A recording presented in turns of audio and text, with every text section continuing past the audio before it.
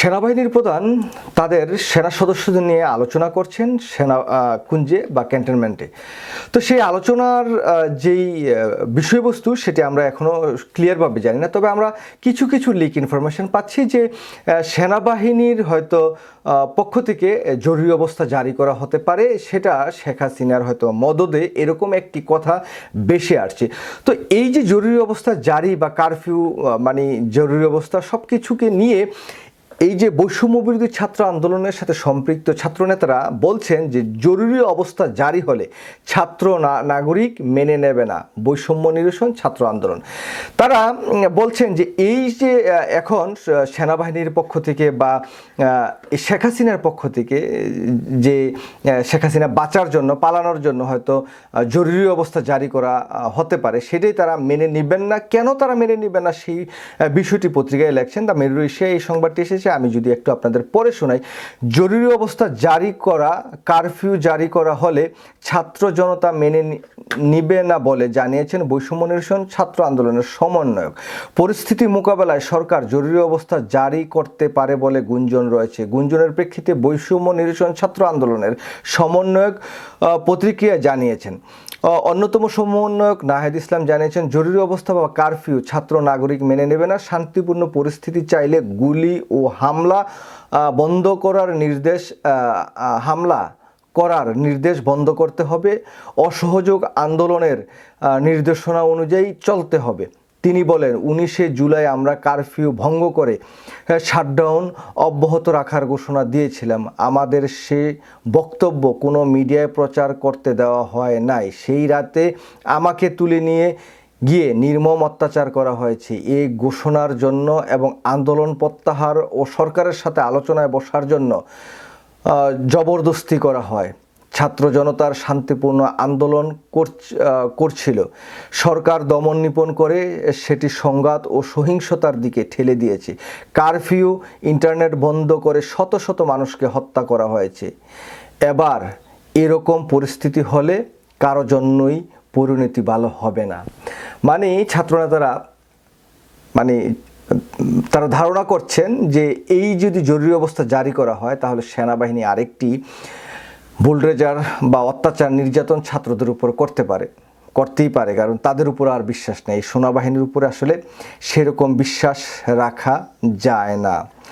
তারা আরও বলছেন, পরবর্তীতে ডিবি অফিস থেকে আমাদের প্রধানমন্ত্রী দফতরে নিয়ে যাওয়ার পরিকল্পনা করা হয়েছিল। আমরা অনশন ও রাজপথে আন্দোলনের কারণে সেই পরিকল্পনা সফল হয়নি। তারা অনশন করেছিলেন এবং রাজপথে আন্দোলনটা চলমান ছিল, সেই জন্য তাদের এই পরিকল্পনাটা সফল হয়নি। আমরা এখনও শান্তিপূর্ণভাবে আমাদের আন্দোলন অব্যাহত রাখতে চাই। আমাদের কোনো সহিংসতা ও প্রতিহিংসা ও প্রাণনাশ চাই না। নিরাপত্তা বাহিনীকে এই জন্য সহযোগিতা করতে হবে। আওয়ামী সন্ত্রাসীদের রাজপথে দেখা গেলে আইনশৃঙ্খলা বাহিনীকে এদের দায়ভার নিতে হবে। তবে রক্ত ঝরলে প্রতিরোধ গড়ে তোলা হবে। আমরা ন্যায় বিচার ও জীবনের নিরাপত্তা প্রতিষ্ঠা করতে চাই। তারা কিন্তু এখন চমৎকার একটি কথা বলেছেন, তবে রক্ত ঝরলে প্রতিরোধ গড়ে তোলা হবে। প্রতিরোধ গড়ে তোলার সময় এখন চলে এসেছে, আর রক্ত ঝরানোর সময় নয়।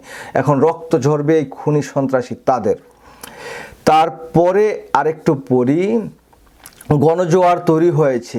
কোনো ধরনের দমন নিপীড়ন প্রোপাগান্ডা ষড়যন্ত্র করে এই আন্দোলন থামানো যাবে না বলে তিনি মন্তব্য করেন। সরকারের সঙ্গে আলোচনা প্রসঙ্গে তিনি বলেন, খুনি সরকারের কাছে বিচার চাওয়া বা সংলাপে বসার সুযোগ আর নাই। ক্ষমা চাওয়ার সময়ও পার হয়ে গেছে। যখন সময় ছিল তখন সরকার ব্লক রেড দিয়ে শিক্ষার্থীদের গ্রেপ্তার করেছে, নির্যাতন করেছে। আক্তার হোসেন, আরিফ, সোহেল রাজবন্দীদের কারাগারে রেখে আমরা কোনো ধরনের সমঝোতায় যাব না। নিরাপত্তা বাহিনীর প্রতি আহ্বান থাকবে, খুনি সরকারের সমর্থন না দিয়ে ছাত্র নাগরিকের পাশে থাকুন। সরকার জনগণের বিপক্ষে দাঁড়ালে সেই সরকারের হুকুম শুনতে আপনারা আর বাধ্য নন। ছাত্রদের সাথে মিছিলে যোগ দিন। আমরা পুলিশ নয়, হুকুমের আসামিকে কাঠগড়ায় দাঁড় করাতে চায়, নিরাপত্তা বাহিনীকে মিছিলে যোগদানের আহ্বান করেন।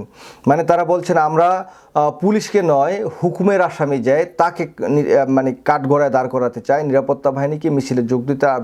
তারপরে বলছেন যে সবাই শান্তিপূর্ণভাবে বিক্ষোভ ও আগামীকাল থেকে অসহযোগ কর্মসূচি সফল করার আহ্বান জানাচ্ছেন। আচ্ছা, তো যাই হোক, তাদের যে কনসার্ন সেটা মূল এই কনসার্নটা যেটা আমি ব্যক্তিগতভাবে বুঝতে পারছি যে সেনাবাহিনী 111-এর সরকার যখন রাষ্ট্র ক্ষমতায় আসলো তারা কিন্তু প্রথম 6 মাস খুব ভালো কাজ করেছিলেন।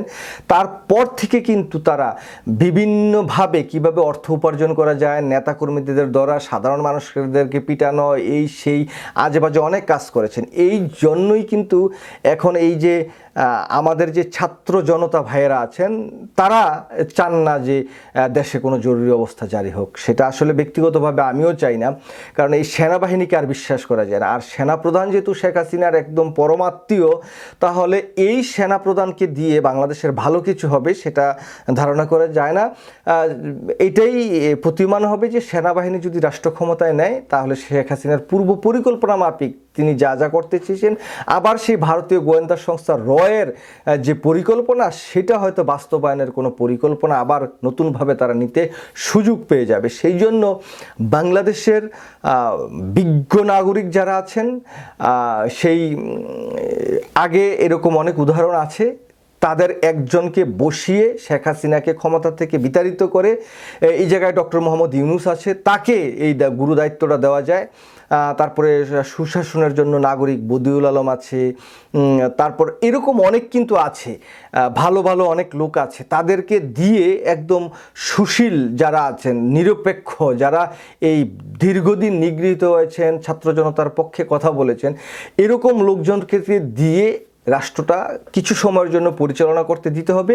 এবং এই যে যত বিষবৃক্ষ বাংলাদেশে সৃষ্টি হয়েছে, এই আওয়ামী বিষবৃক্ষকে নির্মূল করে তাদেরকে পরিশুদ্ধ করে তারপরে আবার হয়তো নতুন একটি নির্বাচন দিলে সেই নির্বাচনে যারা বিজয়ী হয় তারা আবার রাষ্ট্র ক্ষমতা আসবে, তারা পরিপূর্ণভাবে রাষ্ট্রটা পরিচালনা করবে। এটাই হবে বাস্তবসম্মত।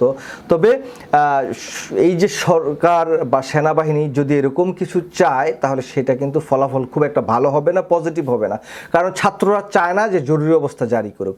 তবে আমি যেটা চাই যে সেনাবাহিনী ক্ষমতাটা গিয়ে শেখ হাসিনাকে গ্রেপ্তার করে নতুন কাউকে রাষ্ট্র ক্ষমতায় তারা দিয়ে দেখ, তাদেরকে এই ক্ষমতায় থাকার কোনো প্রয়োজন নাই, কারণ সেনাবাহিনী ক্ষমতায় থাকার আসলে যুক্তিকতা নাই। তো এটাই হচ্ছে মূল বিষয় যে ক্ষমতা বাংলাদেশের সুশীল নাগরিকদের হাতে থাকবে, সাপোর্টেড হ্যান্ড হিসেবে সেনাবাহিনী থাকুক, সেটাই ছাত্ররা চায়, সেটা আমরাও চাই, বাংলাদেশের সাধারণ জনগণও চায়। এরকম যদি হয় তাহলেই হবে বাংলাদেশের জন্য মঙ্গলজনক। সবাই ভালো থাকবে।